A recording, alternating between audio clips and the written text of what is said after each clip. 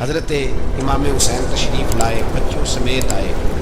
حر بن یزید ایک شخص تھا، حر بن یزید نام یاد رکھو۔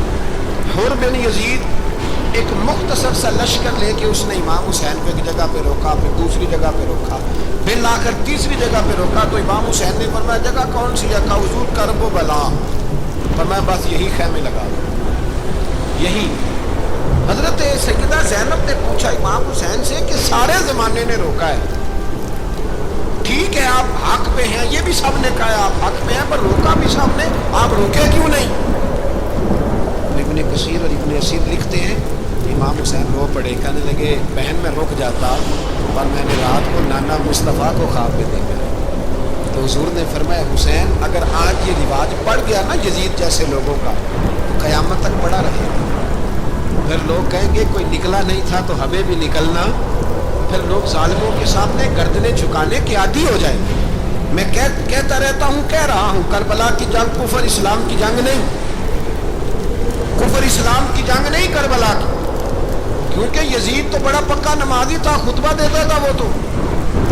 جب امام حسین رضی اللہ تعالیٰ عنہ نے کربلا کے میدان میں جمعے کا دن تھا تو یزید کے سامنے کو بات کرنی شروع کی عمر بن سعد کے سامنے، تو عمر بن سعد کہنے لگا حسین زیادہ باتیں نہ کر، ہمارا جمعہ لیٹ ہو رہا ہے، جنگ کے لیے تیار ہو، فٹافٹ آپ اہل بیت نبوت کو قتل کریں گے، اور قتل کے بعد پھر نماز پڑھیں گے، اور پھر کہیں گے اللہم صلی علی محمد وعلی آل محمد، اسی نماز میں پھر درود بھی پڑھیں گے۔ یہ کیسا مرتبہ ہے، کیسا انداز ہے، دوستی قاتل سے بھی مقتول سے یارانہ۔ حر بن یزید امام حسین سے کہنے لگا مجھے حکم ہے آپ کو روکنے کا، آپ آگے نہیں جا سکتے۔ امام صاحب نے فرمایا وجہ زمین اللہ کی ہے۔ اس نے کہا آپ بیعت نہیں کرتے یزید کی، حالات آپ کے حق میں درست نہیں ہیں، آپ نہیں جائیں گے۔ امام روک گئے۔ ظہر کی نماز کا وقت ہوا تو حضرت علی اکبر امام حسین کے بڑے صاحبزادے انہوں نے اذان ظہر پڑھی تو حر بن یزید کے لشکر نے امام حسین کے پیچھے نماز پڑھی۔ کہا بھئی تم مقابلے میں آئے ہو نماز پیچھے پڑھتے ہو؟ کہا حضور مقابلہ تو تلواروں سے کر رہے ہیں پر ہمارا دل تو مانتا ہے نا کہ مصطفیٰ کا نواسہ بڑی شان والا ہے۔ حر بن یزید نے 3 نمازیں لشکر سمیت امام حسین کے پیچھے پڑھی ہیں، 3 نمازیں، ظہر اثر اور مغرب۔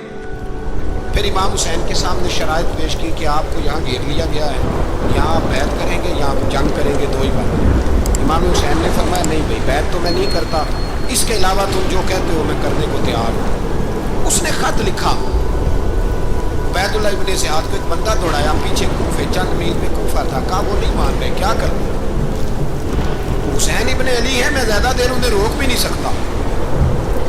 انہوں نے پیغام دیا حر بن یزید کو کہ کرنا کچھ بھی نہیں، ان کا پانی بند کر، بلیک میل کر، کھانا پانی نہیں ملے گا، چھوٹے چھوٹے بچے ہیں خود ہی مان جائیں۔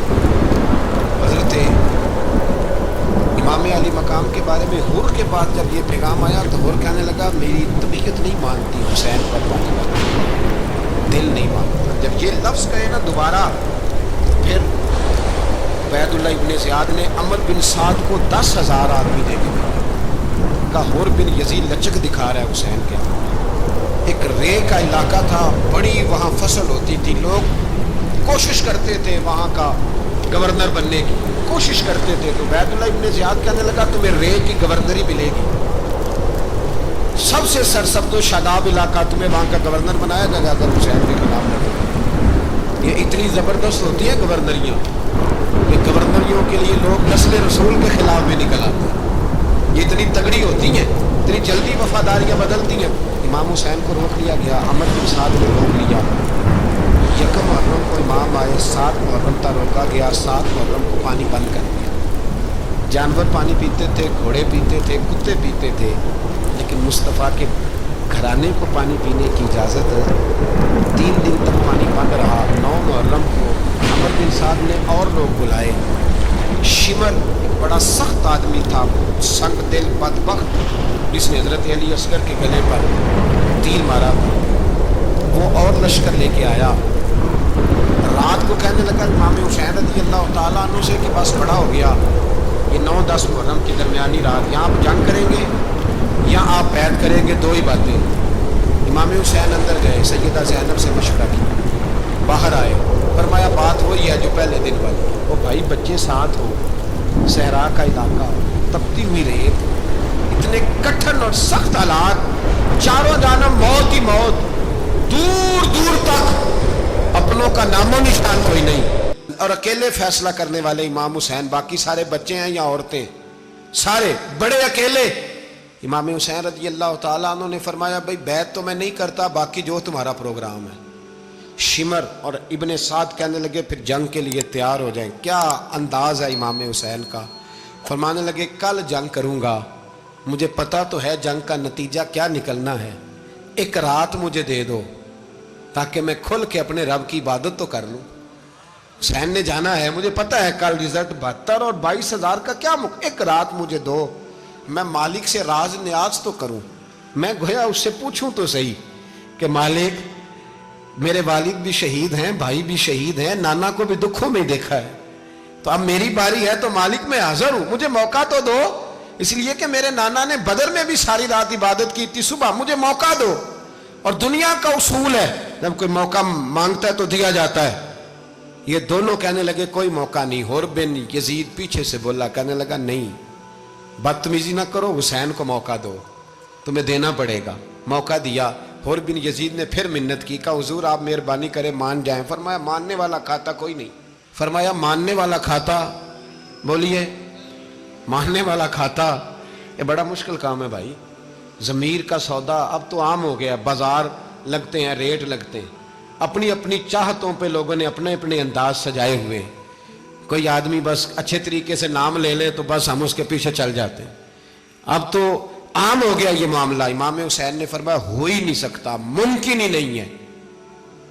सारी रात इबादत में गुजरी, रियाजत में गुजरी। तहज्जुद का वक्त हुआ तो घर वालों को बुलाया, फरमाया देखना तुम्हारी सी की आवाज ना बाहर आए, खबरदार सी की आवाज ना आए। और इमाम ज़ैनुल आबिदीन से फरमाया तू बीमार है, तू जिहाद नहीं करेगा, लेकिन ख्याल रखना पीछे। और बड़ी कीमती बात बता रहा हूँ, हमारी बीवियाँ किसी के घर मैयत हो जाए तो 4 दिन बुखार नहीं उतरता। इमाम अली मकाम ने सैयदा ज़ैनब से फरमाया तू बड़ी है, मेरी बहन है, पीछे सारे बच्चे हैं, जवान हैं, इनके हौसले तेरी जिम्मेदारी हैं। सुबह जंग का तबल बजने लगा, फजर की नमाज पढ़ी, सूरज चढ़ा, 10 मुहर्रम का दिन, जुमे का वक्त। जनाब सैयदना इमाम हुसैन रदी अल्लाह ताला अन्हु ने रेत पर सजदे किए, लंबे सजदे, लंबी नमाज। सूरत शम्स की आयात दूसरी रकत में पढ़ी तो सारा करबला गूंजने लगा। क्या अंदाज़े तकल्लुम था इमाम अली मकाम का। नमाज मुकम्मल हुई तो हुर बिन यजीद, अमर बिन साद और शीमर से कहने लगे वाकई हुसैन से लड़ोगे, पता नहीं कौन है। कुल्ला सालुकुम अलैहि अजरन, तुमने नहीं पढ़ा, इल्लल मवद्दत फिल कुर्बा, तुम्हारी आंखें बंद है। अल हसन वल हुसैन सय्यद शबाब अहले जन्नह, तुम्हें नहीं पता। कहने लगा चुप कर, हुकूमत नजर आ रही है। और बिन यजीद कहने लगे फिर मेरा भी फैसला सुनो, मुझे हुकूमत नहीं चाहिए, मुझे जन्नत चाहिए, हुकूमत नहीं चाहिए। इमाम हुसैन की पहली फतह देखें, और बिन यजीद एड़ी लगा के ना यजीद के लश्कर से निकल के इमाम हुसैन के लश्कर में शामिल हो गया।